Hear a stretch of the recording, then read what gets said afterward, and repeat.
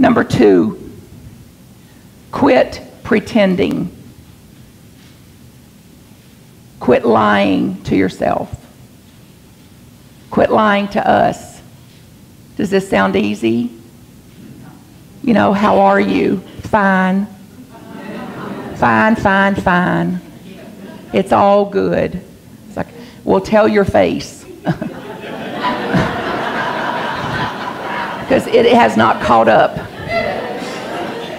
Versus what would it be like to just literally hear a question and to answer it, you know, like I'm in a state of worry and I'm working with it.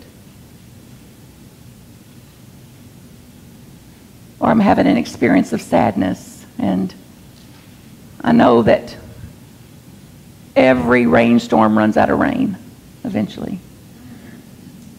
And it's an experience I'm having. It's part of humanness.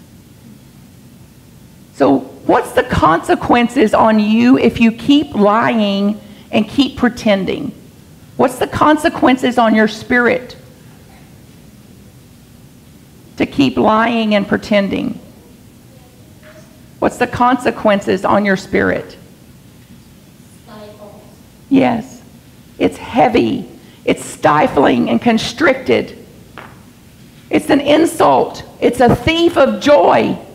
Like even in times of sadness, to not admit that I have, that it's part of my humanness to have experiences of sadness some. To stop pretending. To stop lying. Now this gets juicy. Because I was a minister up in the Unity of Louisville for several years.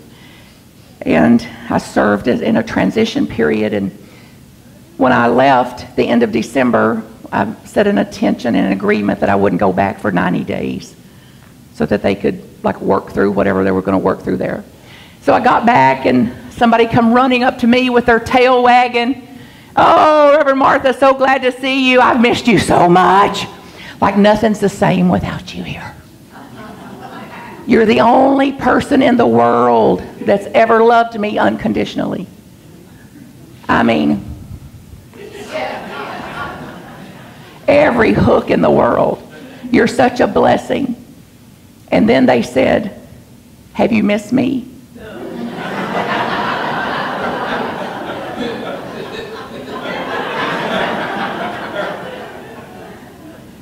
And I'm practicing telling the truth.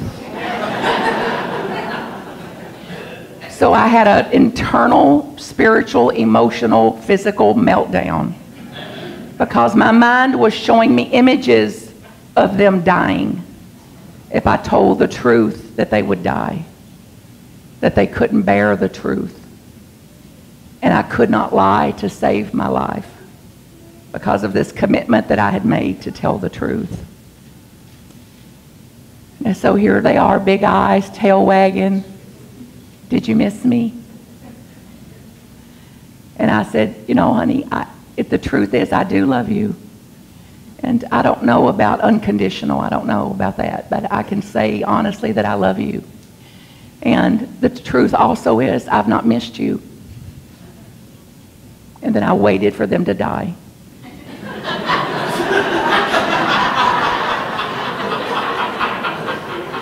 And he just stood there and he said, well, of course you didn't. I'll see you upstairs. So it's like the truth set us both free. To know the truth and to be free in the truth. So what my mind was imaging and showing me was false. Error thinking, evil thoughts, faulty thinking. And I had to test it to see.